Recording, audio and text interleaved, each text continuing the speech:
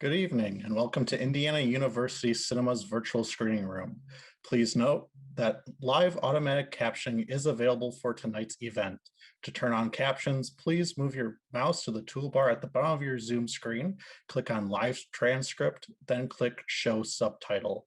If you have any issues accessing this feature, please feel free to ask a question using the Q&A box, which is also found at the bottom of your Zoom screen. Before we begin, IU Cinema wishes to acknowledge and honor the indigenous communities native to this region, recognizing the Miami, Delaware, Potawatomi, and Shawnee people, on whose ancestral homelands and resources Indiana University is built. We encourage each of you to reflect on the land from which you are watching from tonight. My name is David Cordes, and I'm the Cinema's Events and Operations Assistant. On behalf of the entire IU Cinema team, I'd like to thank you all for joining us for tonight's world premiere of Part 3 of IU 2020, a 4-year documentary project following the lives of students from IU Bloomington's Bicentennial class, Part 1 and 2 of which was shown earlier last semester on November 13th and December 8th. Tonight's event is presented in partnership with the IU Office of the Provost and Executive Vice President. We are honored to collaborate with them in sharing these student-centric stories and thank everyone involved with this project for their hard work in making it possible. To introduce the film tonight, I'd like to welcome Ethan Gill. Ethan began working for the Office of the Provost as a multimedia intern in 2015. He is the co-director and co-producer of the IU 2020 series and now runs the Office of the Provost Multimedia Department. Ethan graduated from IU in 2018 with a Bachelor of Arts in Media Production and a minor in theater. Please welcome Ethan Gill.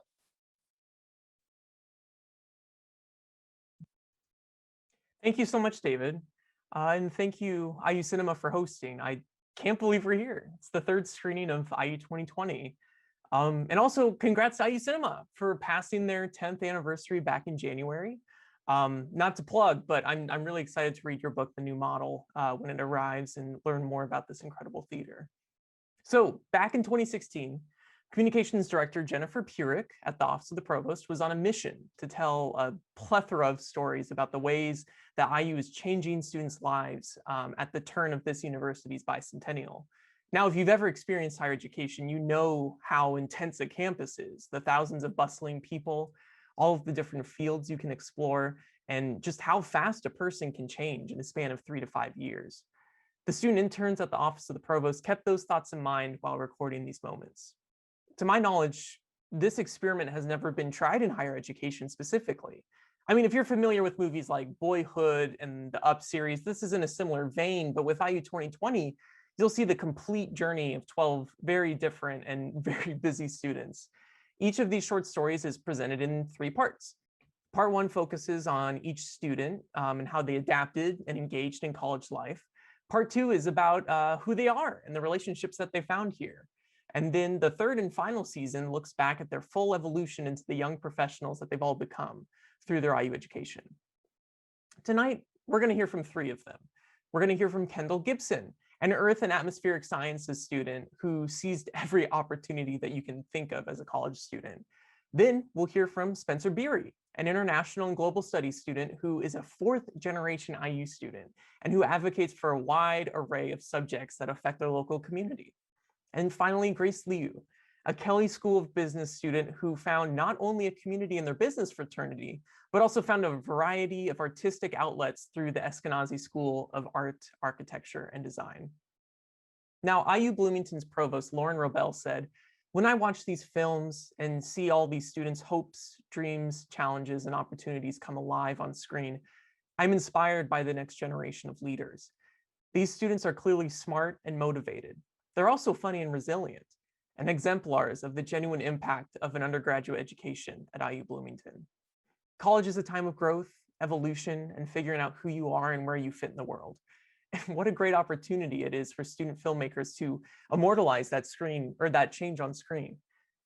It's so exciting to share this journey with you and to hear from 2 of those stars in tonight's Q&A. So thank you. Thank you for being a part of these student stories. Thank you for Jen for envisioning such a beautiful project, for providing a platform for these student stories. and for this creativity. And thanks for Caden and to Caden Spa Chang, who was the first director of this series. Thanks to the 20 student interns who helped document, Hallie J, Steph Sloan, and Haley Semyon for helping wrap this production.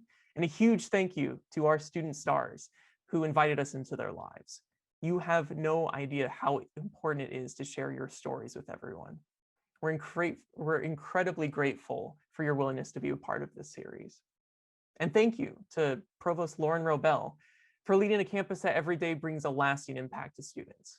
Now, I'll pass the mic back to David, who will guide us to the stories, but please sit back, travel through time, and enjoy a series 4 years in the making, IU 2020. David?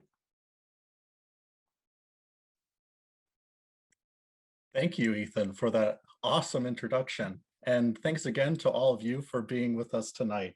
The link and password for tonight's film will appear on screen momentarily, along with the countdown to the start of the Q&A portion for tonight's event. We'll also be including all of this information in the chat for you to easily access. Please note, the film will not screen through the Zoom webinar. You will need to open a web browser to watch the film using the link and password provided. We hope you all enjoy, and we'll see you back here after the film. Welcome back, everyone. I hope you enjoyed IU 2020 Part 3, and I'm looking forward to this discussion and to everyone's questions. We'll first start with a conversation between filmmaker Ethan Gill and featured students Grace Liu and Kendall Gibson. About 20 minutes in, we'll begin answering audience questions. Please feel free to type questions into the Q&A box at any time, which you can reach by clicking on the Q&A button at the bottom of your screen. So, now let's welcome back Ethan Gill, who will then introduce the rest of our guests this evening. Over to you, Ethan. Thanks again, David. Welcome back, everyone. What a show. Thanks for sticking around for tonight's discussion. I'm so excited to introduce these people to you. So I'm just going to get started, and then you can meet them all in our little rectangles. So our first panelist is Grace Liu, who grew up in Beijing, China. She found her way to the United States for high school and then later Bloomington, Indiana to study at the Kelley School. Her friends love her wide range of artistic talents and her humor. She's backpacked all over the world, modeled clay, led tour groups, and excelled in her business programs. Grace graduated a year early from the Kelley School and immediately moved into a Master's of Science in Information Systems and graduated with that Master's in 2021. While she was pursuing her master's, she also interned at Anthem in Indianapolis, first in person and then virtually throughout 2020. I'm not surprised, but very proud of her incredible achievements. So thank you for joining us, Grace. And our second panelist is Kendall Gibson, a student actually from the area around Indiana. I believe it was Zionsville, actually very close to another one of the burgers places. One down in Bloomington is also really good. She started studying geology and kept expanding upon that interest through the Department of Earth and Atmospheric Sciences. From living at the Collins Living Learning Center to participating in the IU Dance Marathon, Jubilee, and then all the way to Kelley, Kendall has been all over IU's campus, following in the footsteps of her mom and her sisters. Kendall graduated with her Master's of Science in Information Systems as well from Kelley. Kendall brightens any room she walks into or any Zoom room that she logs into. And so it's great to have her here tonight as well. So thank you both for joining. And I just want to say, what are your first impressions with your finales?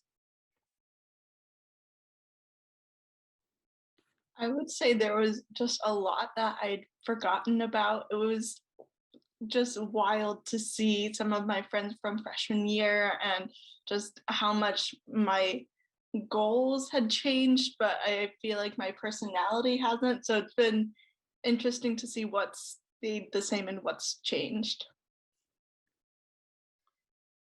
Yeah, it brings back so much memories. I still remember shooting those videos with my friends, and everyone was like, "Oh my God, you have someone like come here to document you," and everyone got so excited. So definitely some good memories, and yeah, makes me feel like there were a lot of good moments, but also some moments make me want to tear up a little bit. Absolutely, yeah, and I love. I didn't actually plan this originally, but then as I was going through all the different stories that we've collected from all of IU 2020, I wanted to pair all three of these together. And I wish that Spencer, they could join us tonight, but unfortunately they're not available, but they are definitely, you know, continuing to help the Bloomington community right now. And what I love was how much everyone's stories overlap. You know, we're a campus of 40,000 people, but you actually see cameos from each of you. So, you know, Kendall, you make a sneak peek, and Spencer's, you know, you've got Grace is in both of your documentaries. We see Grace graduated in Grace's. So it's crazy that everyone overlaps, and then you both ended up with masters. Was that planned? Were you all like planning on taking the same program together? Did you all call up and say, let's do this, or what happened? No, just complete coincidence. I was not planning to be in Kelley in the first place. Like, I know Grace was always a Kelley person, but I jumped in there kind of at the end. Mhm. Yeah, but what a surprise. We all ended up like graduating in the same class and had similar classes together. So that was really fun. Awesome. And I was also wondering too, you know, what's actually interesting about your stories in particular is that you did actually get to walk for your undergraduate graduations. So, you know, really, what was going through your mind when you were under that cap and gown? Like, how did it feel being a part of that space? It was it was definitely incredible when everyone was like in the same auditorium, the same stadium, and walked up to the stage and hearing a speech and everyone cheer up for their friends and classmates. So that was incredible. And we did have a MSS graduation ceremony via Zoom. So that was very cute. Never thought about like participating in a Zoom graduation before, but it was fun. Yeah, I feel really fortunate that since I graduated a semester early, I was able to have a regular graduation. I had been to IU's spring graduations before, but hadn't been to a winter graduation. So it was cool to see what that was like. It just felt a little bit different, and I think the governor was our speaker, and so it was really a cool time and a special moment because I felt really lucky to have some friends that I was sitting with, and it felt very much like a big moment that was kind of the culminating time. So I was glad that I got to have that for undergrad, especially since I didn't get to for grad school. That's wonderful. Yeah. So actually, this is a question that came from one of our student filmmakers, Isabel Nieves. So she was wanting to know, you know, like we talk in these documentaries about, you know, all the things that you get to do and all the things you get to explore and try out with undergrad and all those dreams that you get to fulfill. What was something that you didn't get to, you know, fulfill as undergrads? And did you happen to finally fill that void as a grad student? I think that one thing that I kind of actually did freshman and sophomore year that I wish I had done junior and senior year and would have been kind of harder to do as a grad student was go to more talks on campus about things that I was interested in but didn't know a lot about. And I went to a few from just like various visiting professors or even celebrities speaking at the auditorium and such at the beginning of my academic career, but as I got more involved with my clubs and my classes got crazier, I kind of didn't have as much time for some of those types of things. And so that was something that I'm glad I took advantage of at the beginning and that I wish I'd done more towards the end. I think something during my undergrad I didn't get to appreciate a lot was the campus. I walk on campus every day back then, and I just didn't really think about, oh, stop and look around and appreciate everything around me. When I was trying to make the trip from Valentine to Kelley, like in 15 minutes in between classes, you never really stop and look at beautiful things. But now with grad school, with everything being online, I make sure I go out and take walks and go out and with my friends and just go sit in front of IMU and look at the beautiful landscape we have here at IU. And that's something I really, really appreciate. And I'm so glad I get to do before I leave Bloomington. Yeah, it's like there's so much going on with the campus that it's just kind of like overwhelming that I had trouble, myself, like the first year just trying to choose like, okay, what do I even do? And it's just like there was I think that like my main regret was just not getting to know what people outside of my major were doing. And that's like you kind of like get so focused and dive deep into what you're studying that you miss all the things that are happening around you. Was there something that we didn't get to cover in the documentary series that was surprising about college life that left a lasting impact on you? I'd say for me, I got to go on a lot of really incredible field trips, and that was kind of covered. I had one short field trip just to Shoals, Indiana, a couple hours away, and that was covered in the documentary. But my really cool, really big trips, especially one to California after freshman year, studying the geology of the Eastern Sierra Nevadas was really amazing. And then after junior year, I went to the Caribbean for 2 weeks to study the ecology there, and especially the coral reefs, and snorkeling every day. And that was really incredible. And all the different field trips that I had, like those were just the best part of my college career and had a really lasting impact on me.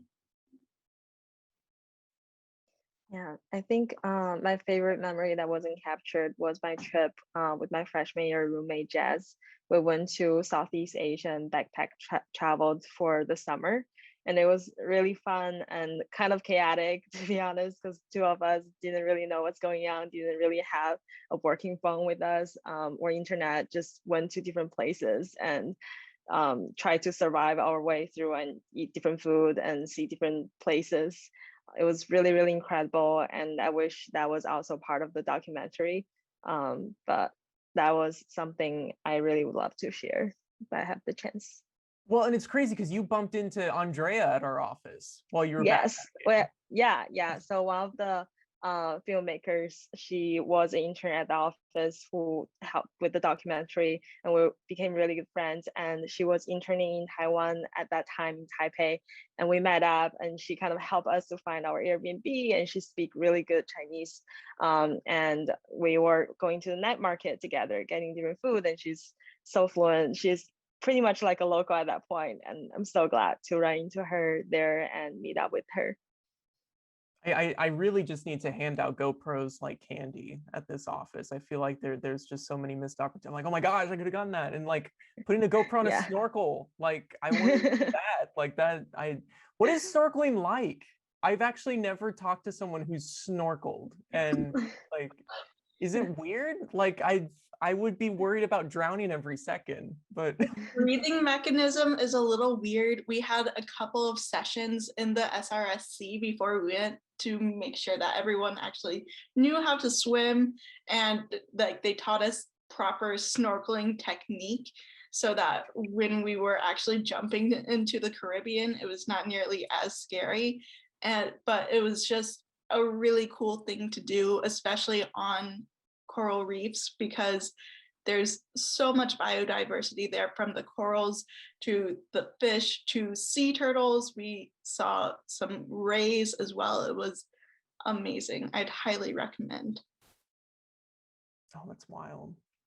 With the way that you two are talking about, all these crazy memories, the vibrant experiences that you've had, and the way that you've really carpe diemed the crap out of everything here. It's like, what is it like to have this virtual scrapbook, of your 4 years? Like, how does it feel to have these snapshots captured and be able to watch through these in roughly 20 minutes? You get to watch these 4 years fly by.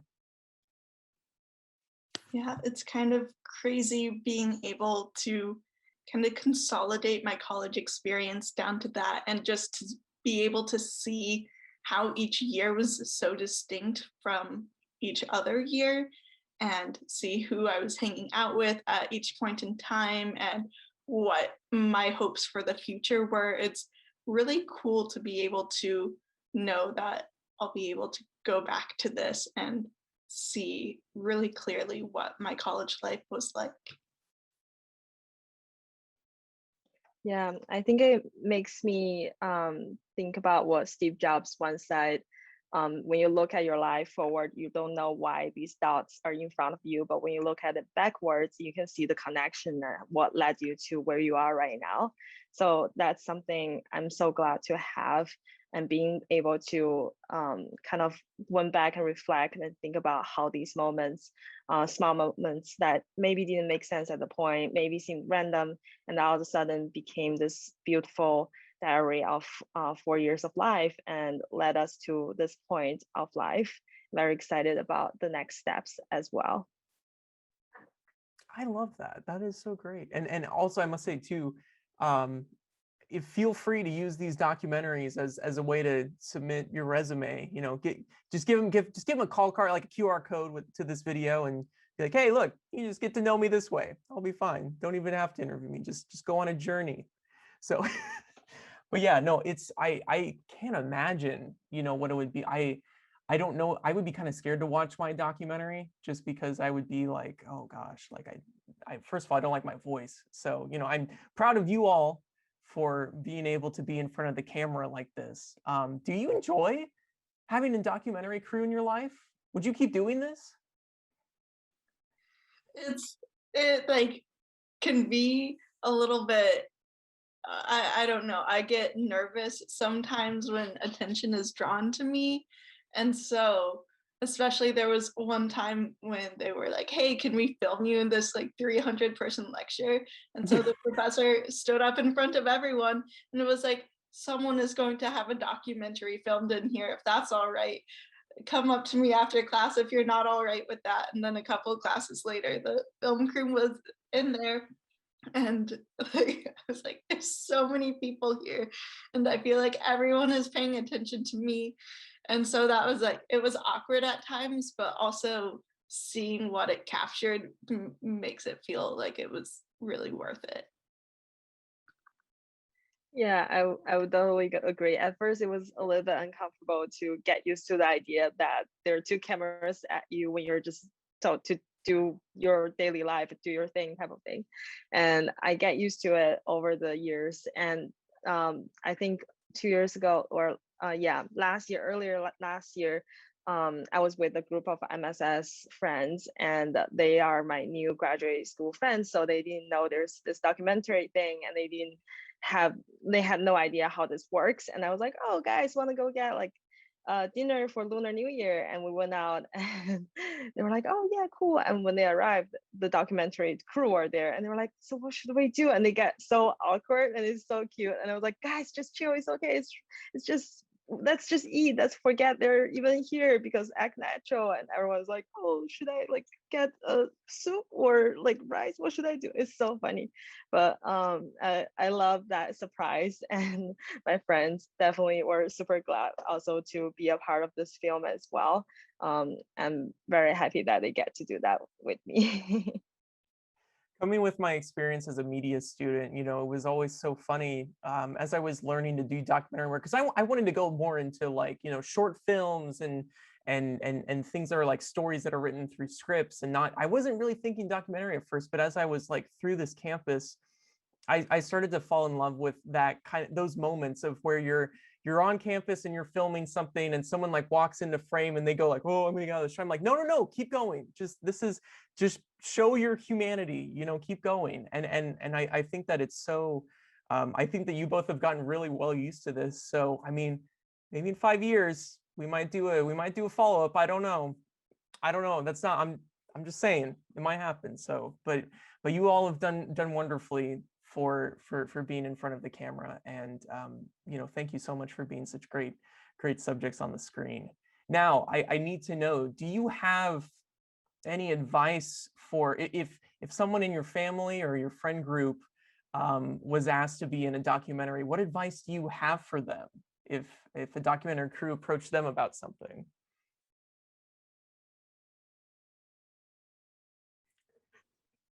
I'd say just figure out how to be yourself on screen, which I think is definitely a lot easier when it's not just you alone on screen. Like the days where there was like a day in the life being filmed, the moments where it was me alone, I felt a lot less like I could be myself than when I had a friend around. And so like keep friends with you and just like figure out your vibe for how you want to be presented, I guess. Yeah, my advice would be, I guess, check the weather. I remember the first shot where Andrea came over and we were supposed to do like a running shot because I love half marathons and I run. And that morning I was all dressed in like my workout stuff, and all of a sudden it started pouring rain outside, and she was like, "What should we do? What can we do?" So we ended up just cooking at home and talking about why I love cooking instead of running outside. So that was a fun plot twist and fun surprise, but I'm glad there are these surprises and these challenges, so it makes it more authentic and more interesting for the documentary itself. Yeah, I love what you both said, because it's like there is just a lot of adapting to the moment and kind of flowing with things and making sure that like the story is as authentic as possible. Like you want to have your personality come through, and you don't want to put on an act, or if the weather happens, then make the rain look pretty, and like really bokeh the water droplets and that sort of thing. So I think that you both are really, I feel like you could be documentary producers, with those mindsets. I think I think you're on the right track.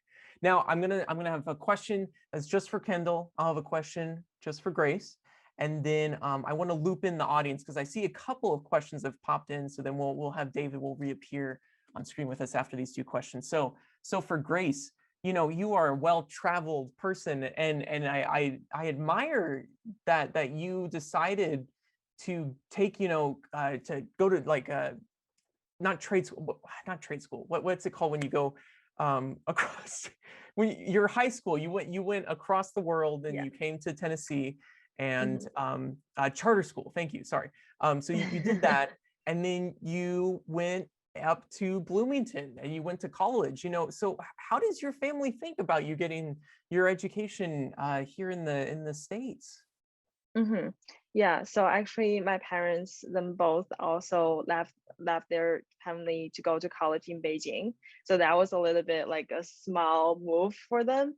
But still, I think they are comfortable with the idea of traveling abroad or go somewhere else instead of staying close with your family and build your own path in that way. So I think they've been very, very supportive for that. And we've been keeping in contact with each other over the years, of course, texting each other or FaceTiming. So it's very easy to feel connected with all the technology that we have nowadays, right?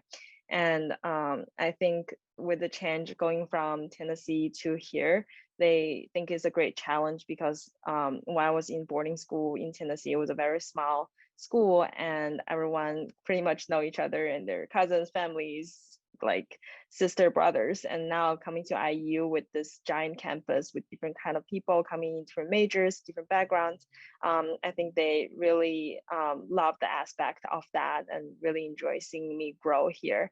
And they're very happy about this documentary as well. They keep asking me to send them the link. I was like, I'm so shy, I don't know, but maybe I'll send them tonight. Well, IU is a better place because you're here, so thank you so much. Kendall, so my question for you is that you've got like a whole slew of family that has gone to IU or Hoosiers, and I would be remiss if I didn't mention your sister Haley, who I actually met before you. We both shared, and I guess I'll say an equal appreciation for a person named Chris Felley, who was at the Collins Living Learning Center. And then I met you through the internship, and I was like, wait, what? They're related? Like, that's crazy. And so what is it like sharing a campus and sharing an experience with family? Getting to explore and grow, because people typically when they go to campus, they're leaving the family and then they're coming back, for break and that sort of thing. But you all are getting to explore this place together. So what was that like? Yeah, it was really great to have my older sisters as mentors to me when I was a freshman and sophomore, and then I think Haley was even here my junior year for grad school. And it was nice to be able to ask them questions. I remember before I started school, I asked one of them, I was like, do college students wear backpacks? I don't know. I just had no idea. And so it was great to have them to answer the more broad questions about college and the more IU specific ones. And there were a lot of things that I followed in their footsteps in. Like my older sister Haley lived in Collins, and so then I lived in Collins, and my other older sister Reagan was part of IUDM, so I did that, and she was part of the scholarship advisory committee, and so I did that. And so it was good to be able to kind of learn from their experiences, and that helped me find my niches here while still being able to forge my own path, because it is so big. And so there were a lot of opportunities. And then I was a little sad that my younger sister is 4 years younger than me. So my senior year of college was her senior year of high school. So we weren't going to be able to go to IU at the same time. But then when I decided to get my master's here, that made it possible for me to be here while she was a freshman here. And so that has been really great to hopefully kind of pass on some of that, like that mentorship, I guess, that my older sisters gave me, to kind of pass that on to her a little bit. That's wonderful. That's really great.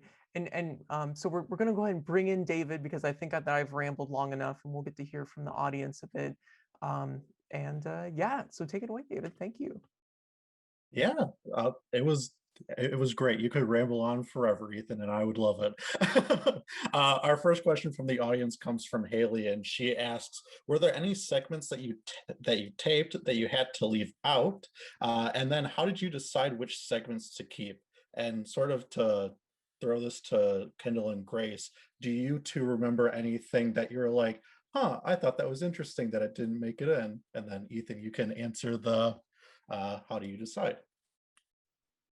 I remember that last spring, I did not remember until I saw Spencer's section taped with them during COVID, just like a Zoom interview. I was like, hey, I did that too, and that wasn't in there. But that kind of makes sense since I'd already graduated.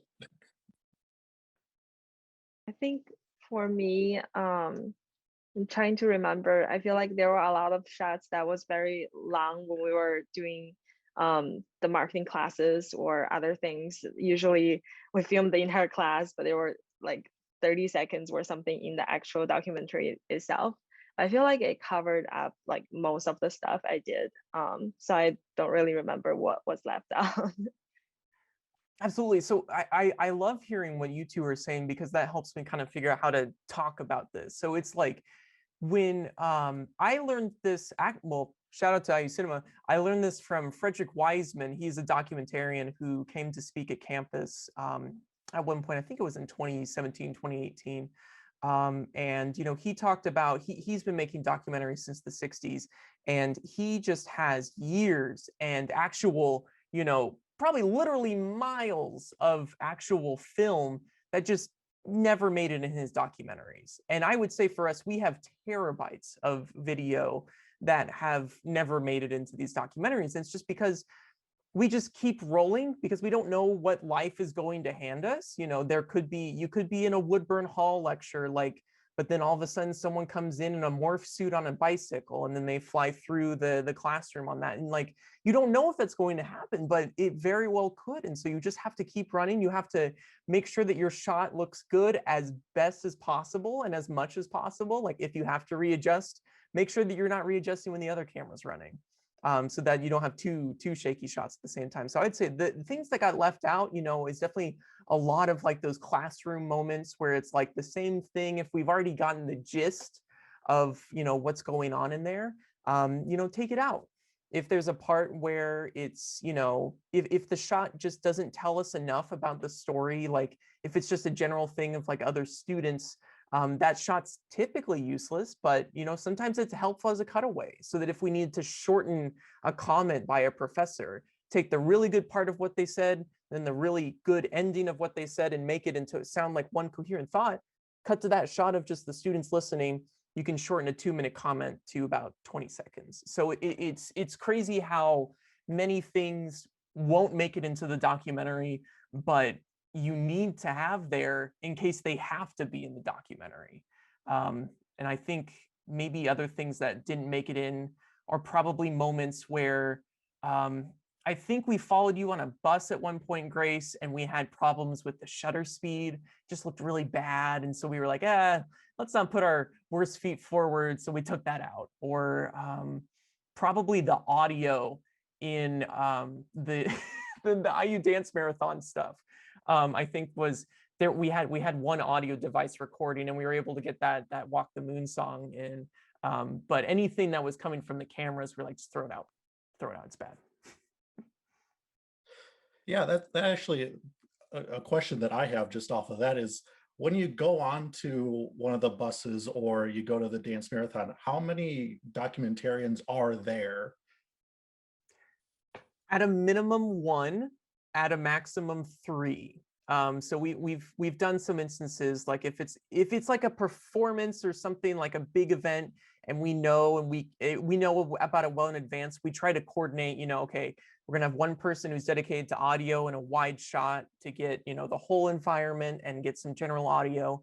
Then we have one person who floats and is focusing on the details of the person, the star of the thing. And then we have the third person getting coverage of that, where it might be like some shots where the person, our main subject, is in it. Sometimes it's not a shot like that. Maybe it's something of like, there's something happening on stage and we need to show what is making our star smile. And so we have to cut and show what's happening on the stage during like IU Dance Marathon. Sorry, I keep using that as an example, but it's really, there is very much a camera ballet that happens in all of these different environments. And we have to keep in mind, one of those rules is the 180-degree rule, where there's this one line in the space that we enter where we can't cross that, or else anytime that we cut, it doesn't make any sense. So if we both stay on the left side of the lecture hall, then the shots match and the eye lines match. So she's looking at the professor from this way to that way.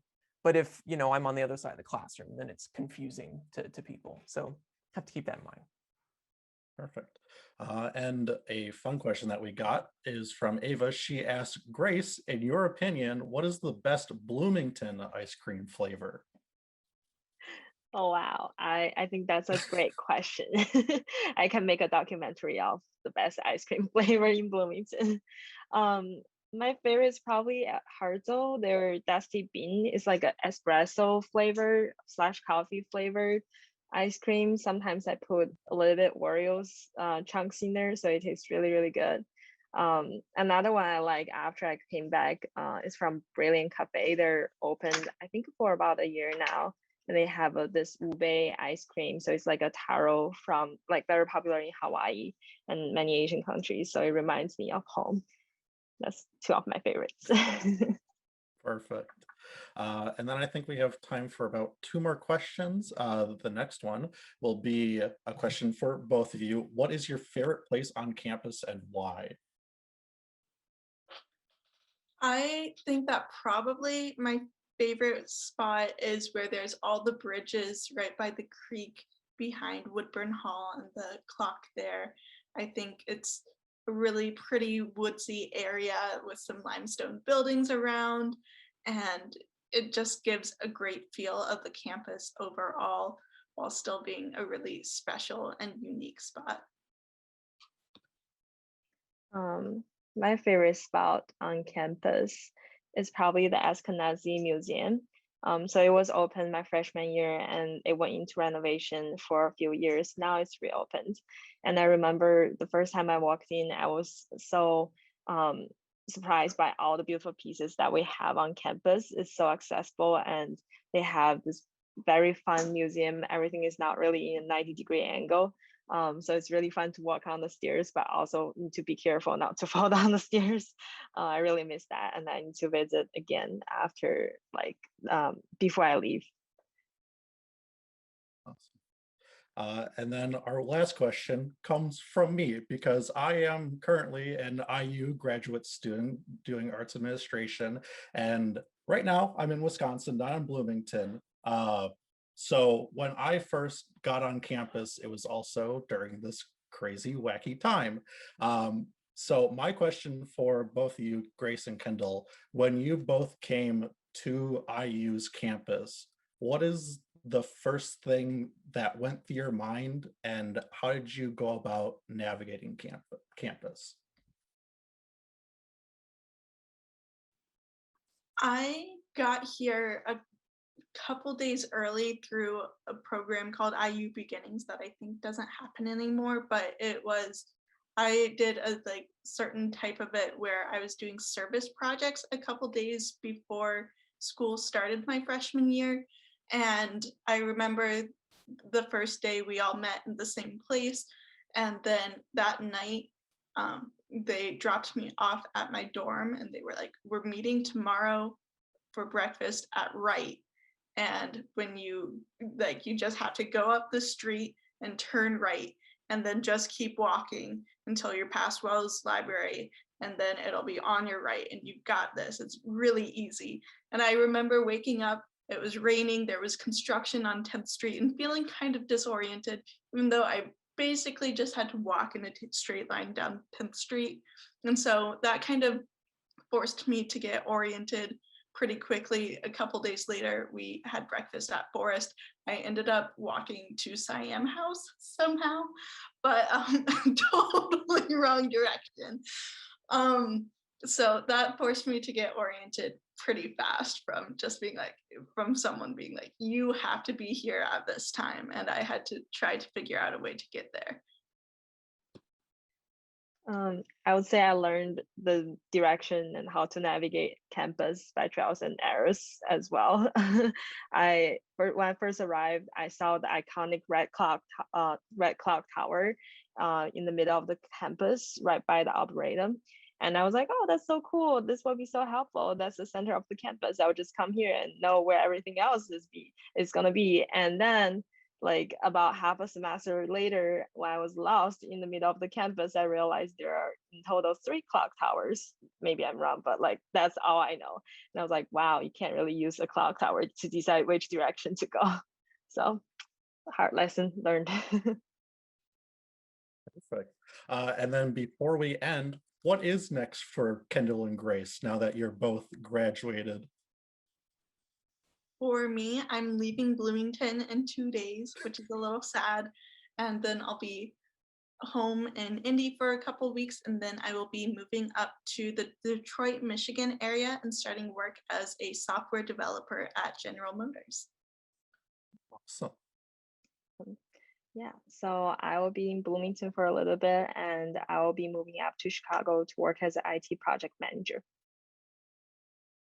Nice. On to bigger and better things for both of you. And that is all the time that we have for tonight. Ethan, do you have any final questions, or any of the panelists, do you have any comments before we wrap up? Yeah, I will just say, listen, thank you so much. It's always a nice day when I get to see you two, and thank you so much. I want to know real quick, and I'll try and make this quick. As you watch yourselves as audience members, how do you view your growth? It really feels like I've grown up.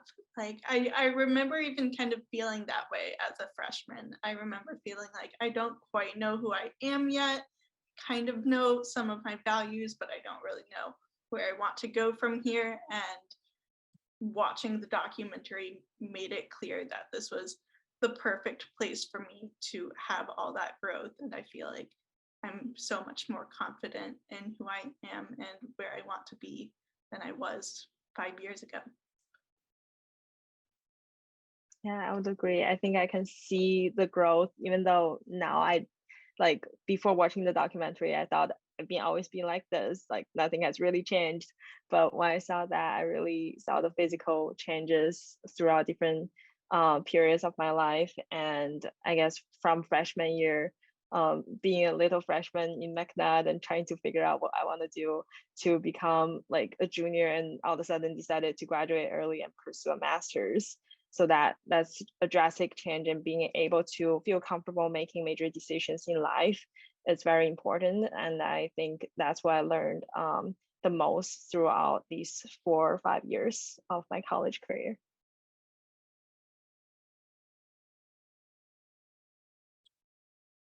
Wonderful. Well, let me scroll up. Thank you, Ethan, Grace, and Kendall, for a wonderful discussion this evening. And a special thanks to Grace and Kendall for allowing your IU journeys to be captured on film and shared with us. Thanks to Provost Lauren Rebel, Jennifer Purek, Cadence Ba-Cheng, and everyone in the IU Office of the Provost and Executive Vice President. I also like to thank the entire IU Cinema team, particularly Seth, Jessica, Elizabeth, and Ava, who have all worked behind the scenes to help make this event possible. We encourage you to visit our website at cinema.indiana.edu and to see all of our other interactive virtual events and curated streaming offerings. And then join us again on Tuesday, May 25th at 7 p.m., where we will present the fourth and final part of IU 2020. To all of you who tuned in tonight, thank you once again for being with us. Be well and be kind to yourselves and others, and then have a great night.